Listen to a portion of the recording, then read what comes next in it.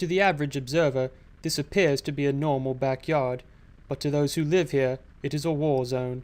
Reports of unauthorized cats infiltrating the region have been rampant, as coalition forces have had little success in keeping them at bay.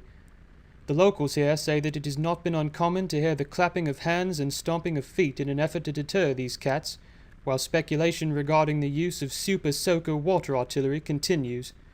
The homeowners tell us they just want to feed the birds and watch the rabbits in peace, and that, they say, is not too much to ask.